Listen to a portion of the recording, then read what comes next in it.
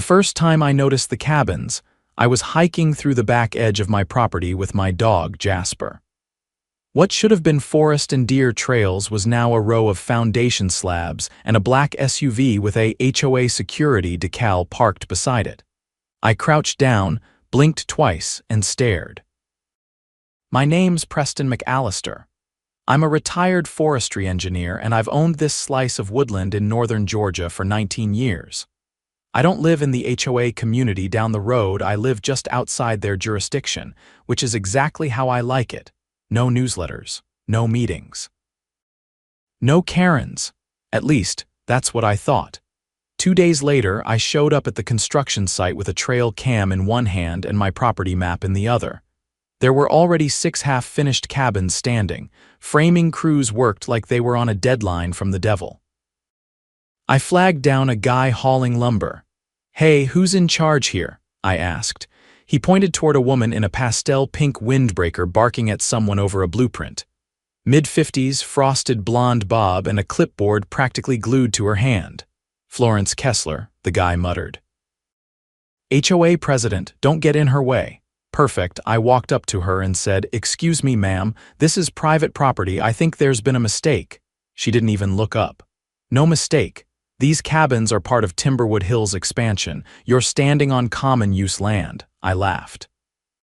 "Not unless the county changed the deed without telling me. I own this land, Florence." Now she looked up, squinted at me like I was something she found under her shoe. "That can't be right." "We've had this project approved for months." "You approved it on land you don't own," I said, holding out the property map. "This entire zone, mine, has been since 2005. She waved it off like I was showing her a takeout menu. "Well, if that's true, you'll need to take it up with the board." "We've already broken ground. You'll make things very complicated if you try to interfere." I narrowed my eyes. "You mean complicated for you?" Florence smiled, and it was the fakest thing I'd ever seen.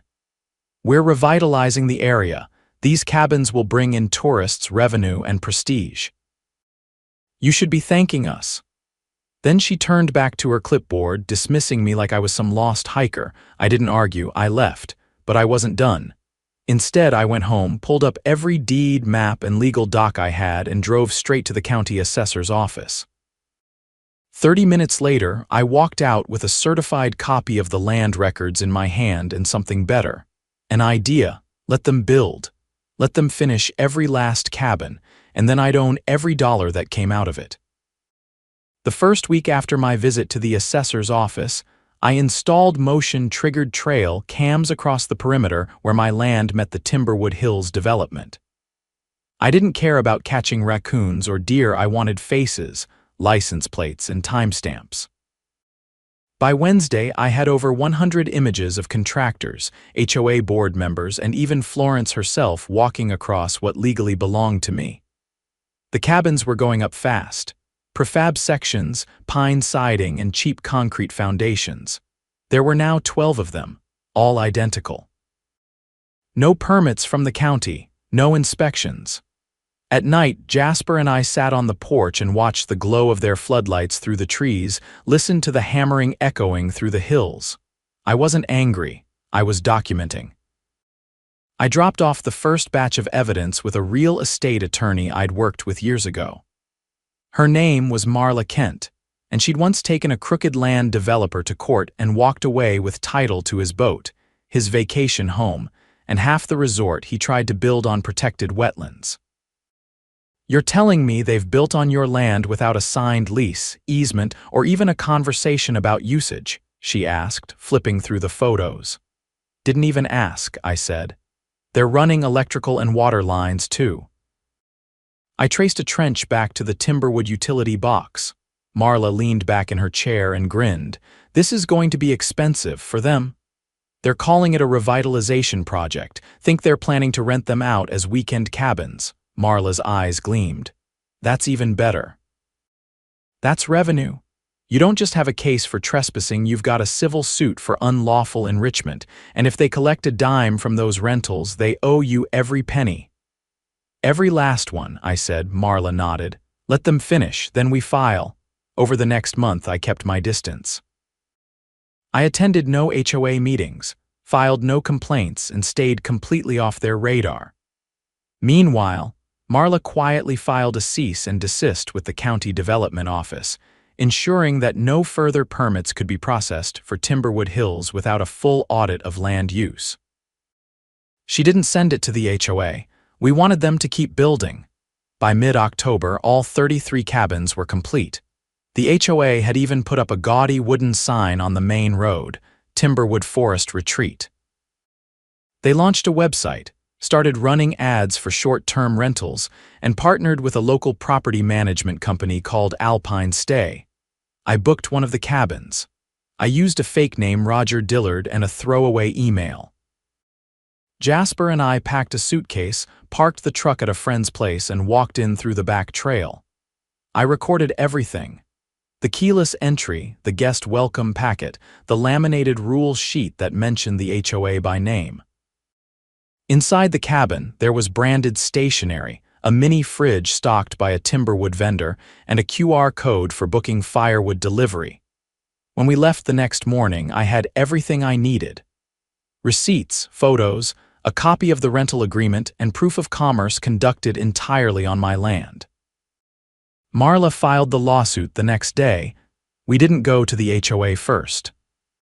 We went directly to the Superior Court of Fulton County and filed a civil action against Timberwood Hills Property Owners Association, Florence Kessler, and Alpine Stay Management, citing unlawful trespass, illegal construction, operation of a commercial enterprise on private property, and unlawful enrichment. We requested an immediate injunction to freeze all rental activity. 3 days later, the court granted it. Marla served the injunction in person. "I think you'll want to read this," she said, handing Florence the thick envelope in front of a dozen stunned board members during one of their open-to-the-public meetings. Florence opened it, read the first 2 pages, and turned a shade of gray I didn't know skin could produce. "You can't be serious," she said. "You built 33 income-generating cabins on land that doesn't belong to you," Marla said. "And now, every dollar you've made, are making, or will make from that enterprise is subject to seizure." Florence's voice dropped. "We were under the impression that the land was common use." "No," I said, stepping into the room, "you were under the impression that I wouldn't notice." The meeting dissolved into chaos. Some board members were whispering furiously, others asking if they were personally liable. One guy looked like he was about to throw up. Florence tried to regain control. "This can't be right. There must be a mistake. We had maps. We had surveys." "Show them," Marla said. Florence didn't move. "We'll wait," Marla added. Finally, one of the board members, a guy named Ted, stood up and fished a manila folder from his briefcase. He handed it to me without making eye contact. Inside were 2 maps. Both printed off a free online parcel viewer. No stamps, no surveyor signatures, no official records. "You based $1 million rental expansion on Google Earth," Marla said. Ted looked like he wanted to disappear. I handed the maps back. "My deed predates your HOA by nearly a decade.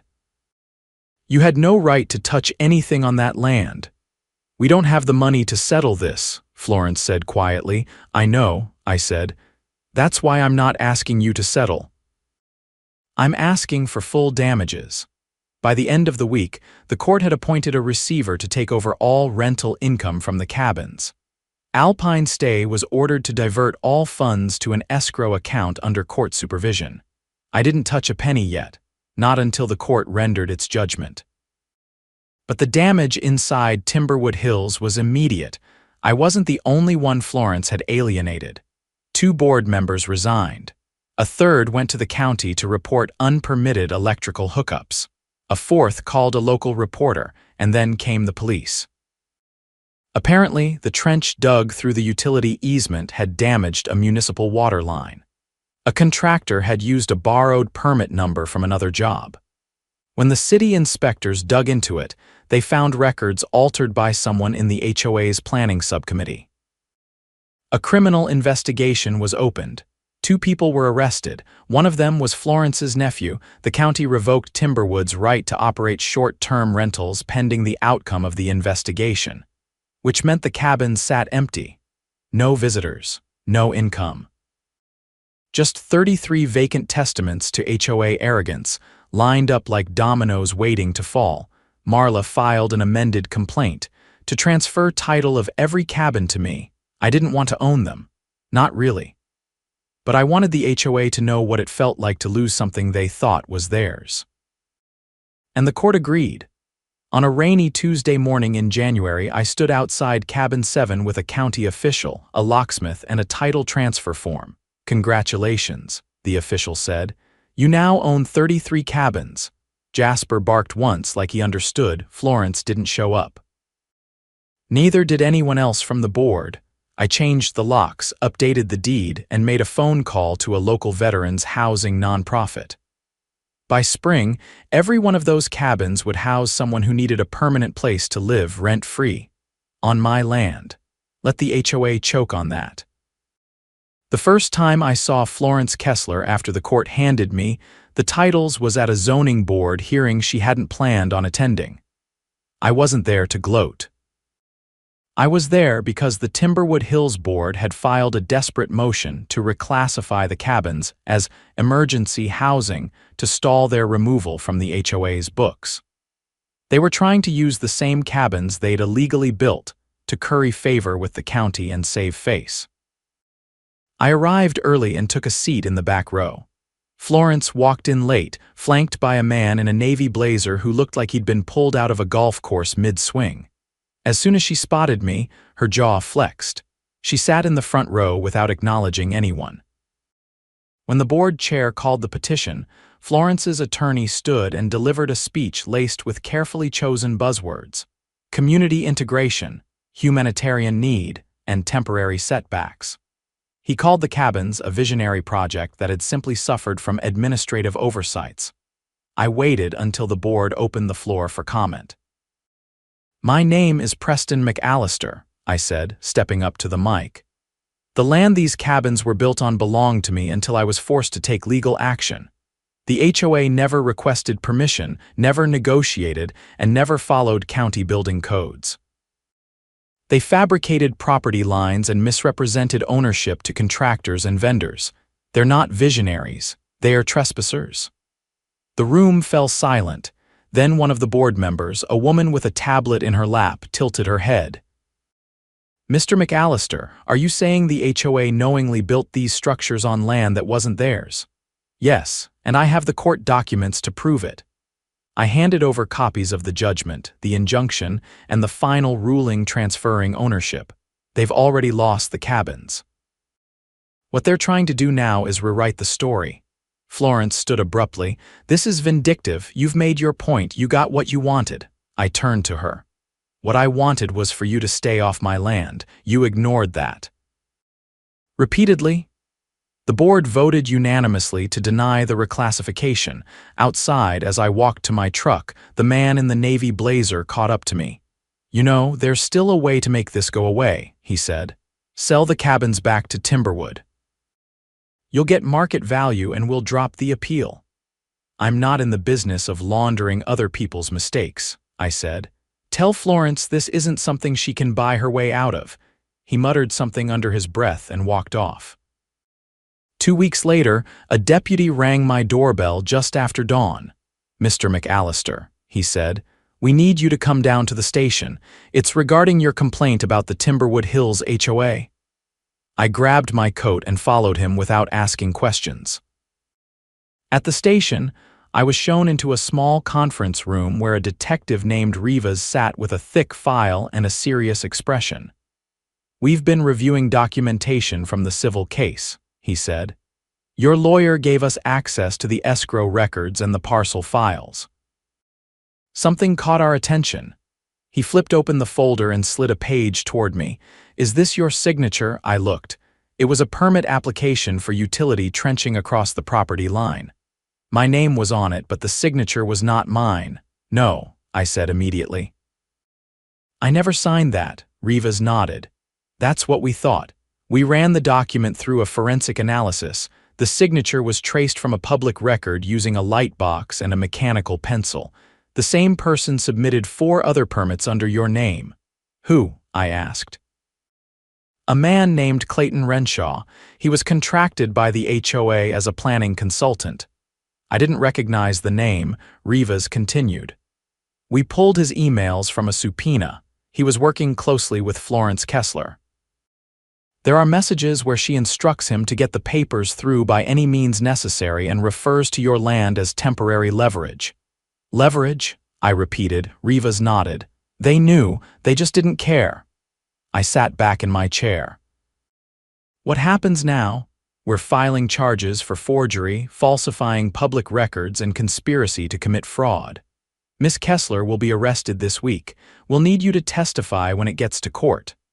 I agreed without hesitation. Florence was arrested the following Thursday. It made the local news.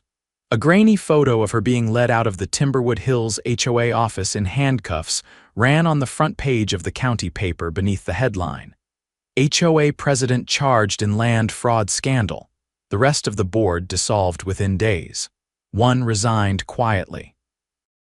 2 others were forced out when homeowners held an emergency vote. The HOA was left without leadership, without funds, and without any properties to manage. The cabins were no longer theirs, and the scandal had tainted every aspect of their operation. Meanwhile, I followed through with the housing nonprofit. By spring, the cabins were renovated and furnished with the help of local donations. A team of volunteers helped install solar panels, donated by a tech startup in Atlanta that wanted to support veteran housing projects. Garden beds were built. A small community center replaced the HOA's old equipment shed. The first residents moved in by March. Each one had a story. A former paramedic who'd lost his home in a fire. A retired Marine who'd been couch surfing for 2 years. A woman who'd served in the Coast Guard and had been living out of her car. I didn't ask for rent. I asked for nothing, but word about the transformation spread fast. Local news came out again, this time with cameras and microphones. They interviewed residents, volunteers, and even the county commissioner, who called it one of the most inspiring acts of community restoration this county has ever seen. I didn't give interviews. I just stood in the shade with Jasper, watching kids ride bikes between cedar cabins that had once been built as luxury getaways for tourists. Now they were homes, filled with laughter, music, and second chances. The civil suit ended with a final ruling in my favor. The court awarded damages, but most of the HOA's accounts had been drained, covering legal fees and fines from the zoning violations. I didn't bother collecting what was left.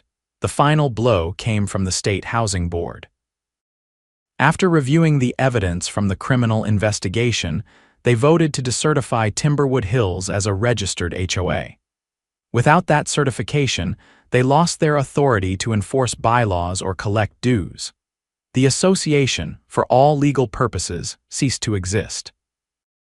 Residents who had lived in fear of arbitrary fines and surveillance were suddenly free. They held a block party in May. I was invited. I brought cornbread and a cooler of sweet tea. People I'd never met shook my hand, thanked me for what I'd done. I didn't tell them that none of it had been planned, that it had all started with a walk through the woods and the sight of concrete where there should have been pine needles. All I said was, I just wanted to protect what was mine. And somehow, along the way, I'd helped give something back to them too. By late spring, the cabins had been transformed into a functional neighborhood. The nonprofit had named the project Pine Haven Commons, and the residents had taken to planting flowers along the walkways and hanging wind chimes from porch beams.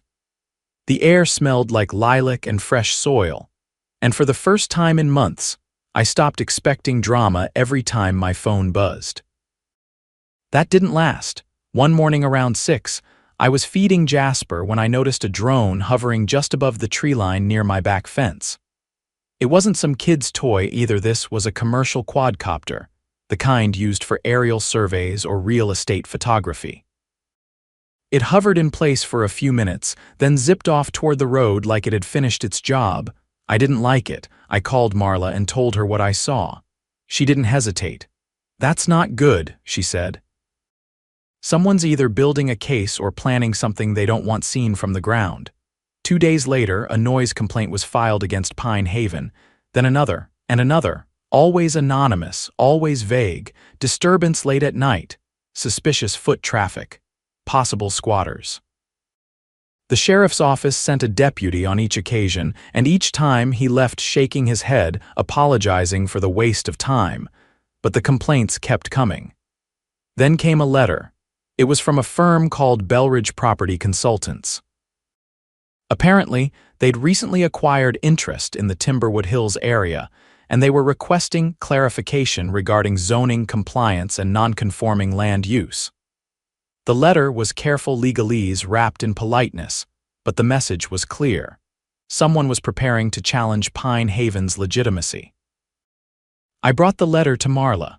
She narrowed her eyes, flipped the envelope over, and read the return address again. "Belridge works exclusively with asset recovery firms," she said. "They don't send letters unless someone's paying them to find a loophole." "Florence?" I asked.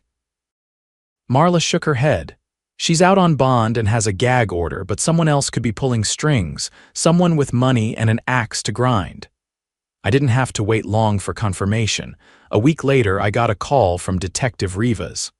"We reopened part of the investigation," he said. Turns out Florence wasn't working alone. Financial records we subpoenaed show that she was getting monthly deposits from a shell company based in Delaware. That shell company is owned by a man named Everett Cole. The name didn't ring a bell. He used to be a developer, Rivas continued. Got burned on a failed hotel project near Lake Allatoona. Guess who blocked that permit, County Forestry Review, which you used to manage? I rubbed my temple. "You're telling me this guy's been nursing a grudge against me for years?" "Looks like it," Rivas said. "And now he's trying to buy up distressed HOA communities, scrub their reputations, and flip them into resort investments. Timberwood was supposed to be his comeback." "And I ruined that," I said. "No," Rivas corrected. "You exposed it. Now we're looking into fraud charges against Cole too. He funded the illegal expansion, laundered money through construction contracts, and tried to bury the paper trail under fake consulting firms." I stared out at the tree line at the cabins nestled between green hills. "So what do I do?" "Stay the course," Rivas said. "We're building a case." But Cole wasn't waiting for court. He went to the county zoning commission and filed a motion to challenge the reclassification of the land Pine Haven now sat on. His argument: that the rezoning was rushed, improperly reviewed, and done without proper public notice. It was thin, but not impossible. Marla and I went to the hearing. Cole showed up in a tailored charcoal suit with a bright red tie and a legal team that looked like they were billing by the second. He was calm, polished, and absolutely full of it. "I have nothing against Mr. McAllister," he said, hands clasped like a preacher. "But this community deserves transparency. We're simply asking for a thorough review to ensure zoning laws were followed." I stepped up next. "I've got no issue with a review," I said to the board. "But let's be clear, this man funded illegal construction, laundered money through a fraudulent HOA, and is now trying to reclaim property he lost fair and square. This isn't about zoning, it's about revenge." One of the commissioners raised an eyebrow. "Do you have evidence of these claims?" Marla stood. "We do, and more is coming." She handed over a sealed affidavit from Detective Rivas and a copy of the financial disclosures tied to the shell company. The board took one look and recessed for deliberation. They came back 20 minutes later and denied Cole's motion. He didn't speak, just gathered his files and walked out with his lawyers trailing behind. That night, someone slashed the tires on my truck. I didn't report it. I just replaced them, installed a new set of motion-activated lights, and added 2 more trail cams, this time facing the road. The next move came from the IRS. They issued a temporary freeze on Cole's business accounts pending a federal audit. The fraud wasn't just local. He'd been running similar scams in 3 counties and funneling profits through a nonprofit shell in Nevada. That opened the floodgates. Contractors came forward. Former employees. Even a Timberwood board member who'd skipped town during the original scandal. They all confirmed the same thing. Cole had bankrolled the cabins, faked permits, and used Florence as his proxy. The federal charges came swiftly: wire fraud, tax evasion, conspiracy, racketeering. Cole was arrested at a private airfield trying to board a charter flight to the Keys. The U.S. Attorney's Office held a press conference. They called it one of the most egregious abuses of community governance in recent state history. Florence's plea deal included full cooperation. She was sentenced to 18 months in a minimum security facility and barred from holding any public or private administrative position for life. The final chapter came quietly. 6 months after Cole's conviction, I received a letter from the county commissioner's office. Pine Haven Commons was being designated a protected community under the County Resilience and Housing Stability Act. That meant permanent zoning status, tax exemptions, and a community advisory board with elected resident members. I was invited to serve as a non-voting advisor. I declined. I had what I needed. The cabins remained peaceful. Residents planted fruit trees and installed a small playground. A local artist painted a mural on the side of the community center: mountains, trees, and 33 cabins nestled under a golden sky. I took Jasper for a walk past it one evening just before sunset. A little girl ran past us, laughing, chasing a paper kite shaped like a hawk. Her mother waved from the porch, where she sat weaving a basket with another resident. Wind chimes jingled softly above their heads. I paused, looking back at the mural. It wasn't just a painting. It was a reminder of what happens when people in power think no one's watching, of what a single piece of land can become when greed is replaced with care, and of how quickly justice can grow roots when you give it the space to breathe.